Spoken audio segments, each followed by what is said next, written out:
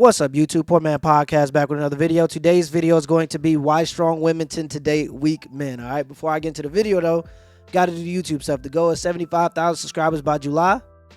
It's a crazy goal. It's a big goal, but it's my goal. All right, and the only way I'm gonna get to my goal is if you give me the HBO special. Do you know what the HBO special is? That's the Help a Brother Out special. All right, so go on and help a brother out. Hit the like and a subscribe button for more content. I'm gonna give y'all a second to do that. All right, now let's get to the video. Why strong women tend to date weak men. Let's see what she got to say. At first, I was going to do this video on why independent women tend to date dependent men. But I changed it to why strong women tend to date weak men. Because there are strong women that are not quite independent, but they still tend to choose men that are unworthy of their love. Strong women tend to be emotionally defensive, and they are constantly looking out for tomfoolery. They are often single mothers, career-oriented, entrepreneurs, business owners, educated, or they're very skilled. They get things done, so they really don't have time to invest in something or someone that isn't going to give them some type of return. So a lot of times they're not willing to jump right into romantic relationships emotionally. And they don't have the time to invest in something or someone that does not give a return. And she put single mothers in that category, which is literally the definition of investing in something or someone that is not going to give you a return. And this is what I talk about, just glossing over things like this, okay? This is what I talk about when I say glorifying single motherhood and Western civilization. This is going to be the fall of Western civilization, glorifying this behavior. Since when did we make it virtuous to make bad decisions? Not only bad financial decisions, but bad decisions in terms of the livelihood of the child, according to the statistics of what that child will be up against when it's brought into the planet, okay? And we glorify this, especially, and it is specifically for the African American community in America. Now it's happening it's happening all across America, because you're seeing the rise of out of wedlock children amongst the Asian community, Hispanic community, and the white community rising.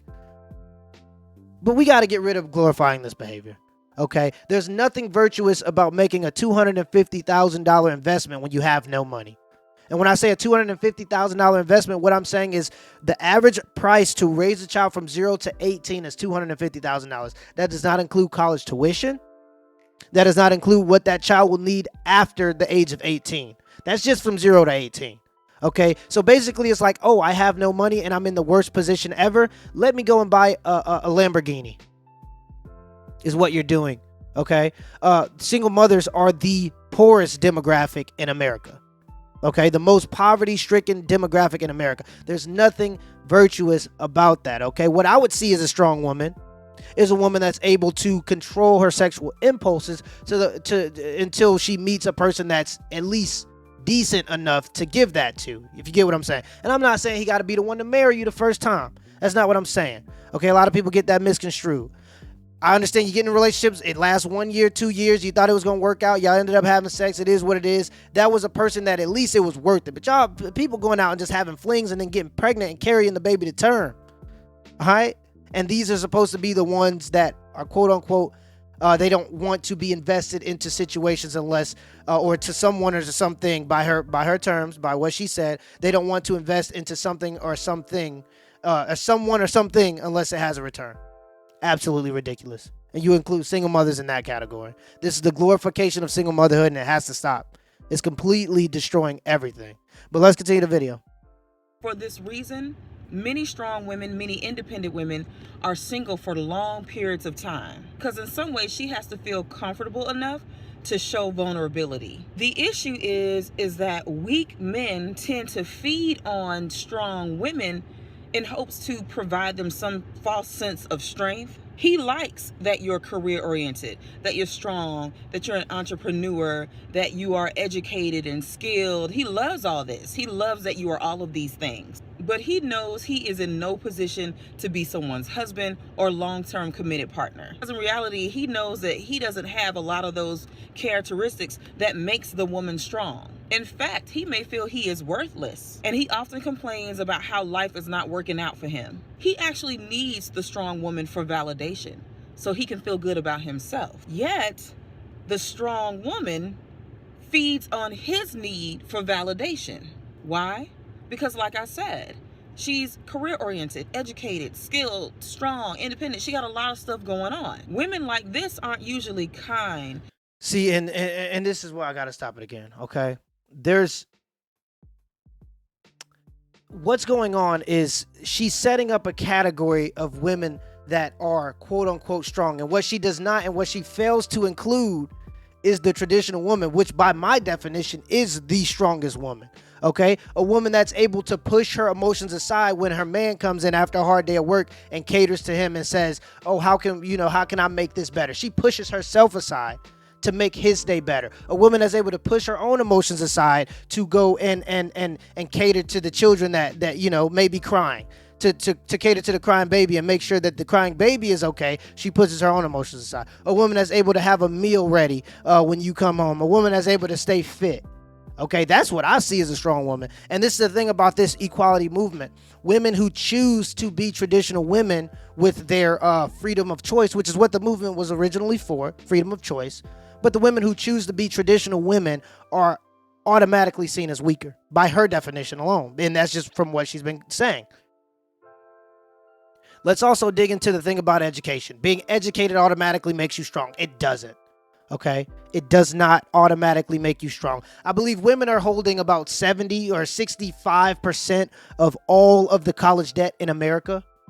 The glorification of education. Okay, and I'm not saying education is bad. It matters, but only if you take it serious. See, 51% of people that are graduating, and this is important, 51% of the people that are graduating are moving into or are unemployed or moving into a field that does not require a degree. So what you end up getting from college a lot of times, if you don't know what you want to go for and you didn't go for the right thing to get hired, is you end up with $60,000 of debt. That's all it is. Okay, so to get a degree because you went on Quizlet or copied from a friend and got a C, and you to get that degree and then look down upon people who have worked hard and maybe earn $45K and have benefits and health care, but they're taking care of what they're doing. You get where I'm going? To look down upon those people because you have a piece of paper is absolutely ridiculous. First of all, especially when 51% of those people are unemployed or moving in a field that does not require a degree. Okay. Second, I want to talk about business owners. Okay. In the black community, in this specific for the black community, but it's majority of America too. But it's just 95% of black businesses. Okay, and this is for the women that go, oh, I'm a business owner, so I'm higher or up, or you give this sort of class to people who own businesses without understanding what it's about. 95% of business or black businesses are sole proprietor businesses. What does this mean? Sole proprietor means you are the owner and the operator. There's only one person that owns and operates the business. Okay. The average income for a sole proprietor business is 12 grand. Okay. You don't get strong communities from building sole proprietor businesses, which is 95% of black businesses. You don't get a strong community by doing that. Sole proprietor businesses, 60% go out, 60% go into bankruptcy the first year. 60% of sole proprietor businesses disappear after the first year of business. And this is supposedly what's going to build it. You get a strong community from a strong working class. And I have to salute to all the black men out there that have been working hard to pull black men more faster than any other community into the middle class. Okay, 57% of black men live in the middle class, and that's not including the upper class. That's just the middle class. So I really salute to all the men that are out there working hard, and there is nothing wrong with starting a business. Okay, Nike had to have a starting point. Okay, but just going out and getting an LLC and a Shopify website and selling candles or T-shirts, that doesn't mean you're just automatically, you could just look down upon people because other people decided to go and get a job with benefits. You get what I'm saying? Because that's how you really build strong middle classes and strong communities. Is you start with the working class and then you go up. All right. So I just it's kind of, I had a very personal situation with a woman looking down on a man because he worked and she owned a sole proprietor business, and she thought that allowed her to treat him a certain way, even though he brought in more income. That kind of situation is just. It's a little annoying to me in particular, but let's continue the video. Sweet, submissive, because society tends to masculinize strong women. And this is why many men don't care for strong, independent women, because to them, it's more like a competition than it is a relationship. So-called feminine women are soft in their tone and in their approach. They're girly. They're These are very the much women we want. attentive and alluring. These are She's the ones we often want. smiling. She's complimentary. She knows how to keep her mouth shut. Dinner Bingo. is always on the table. And she can't handle too much. She needs help. A weak man sees feminine women as too much work. She's high maintenance, which means he has to put in work to maintain his sense of masculinity to match her perceived femininity. But see, the strong woman, she loves a challenge. She likes to be in control. The weak man is seemingly the perfect man because he's kind of a project. And the strong, independent woman is the ultimate project manager. And what are the duties of a project manager?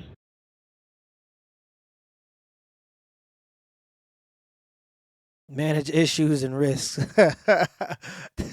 Single mothers are good at But managing my thing issues and is, risks. that's just it. That was his mama's job. It is not your job to be responsible for his successes and his failures. It is not your sole responsibility to minimize potential crises that may happen in his life. Why don't these strong women see these men for what they are? Because sometimes the strongest women have the lowest self-esteem. So-called strong men want a woman that's soft and giggly. But strong women are often perceived as hard and be looking like, ain't shit funny.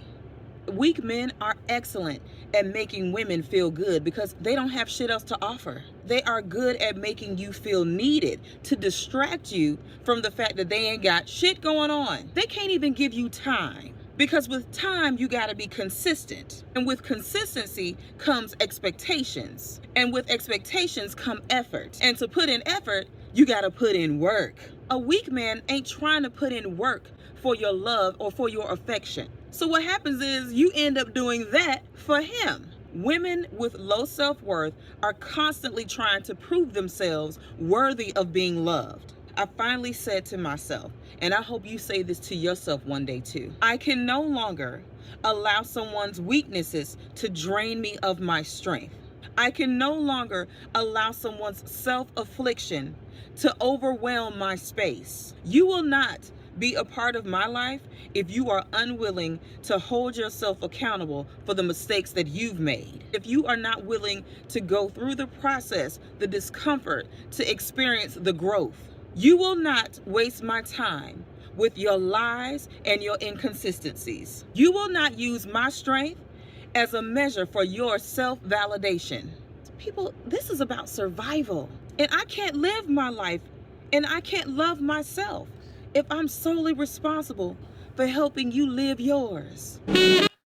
All right, y'all. That's the end of the video. I'm gonna go ahead and give my final thoughts. I see this a lot of times, okay?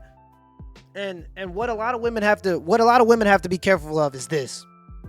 They think that pretending to be quote unquote strong, and I'm not saying that there are no strong professional women that want to really go out there and compete against men. I'm saying those women exist, but they're far few in between, and that idea has kind of been fetishized by a lot of women into making them think that they're suited to that kind of lifestyle, and a lot of them aren't.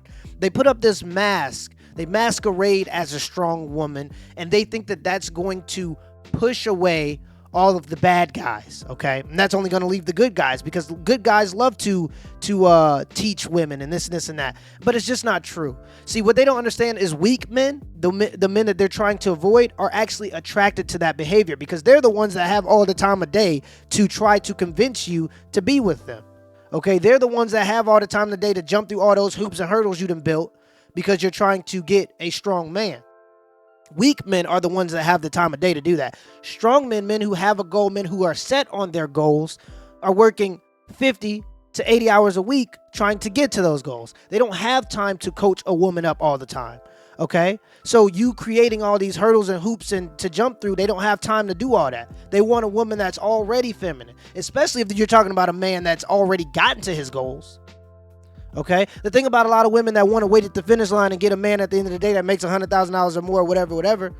The thing about those types of women is they want to also be coachable, or they want to also be coached. You have to come prepared if you're competing for a man that's already at the finish line. Okay?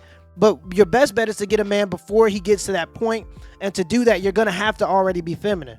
Just like you in the career, just how you work, you go to school, you're getting $60,000 of debt, you do all this and this and that to get that career. You have to work hard to get a relationship, especially if you want a man that's going to be able to carry you.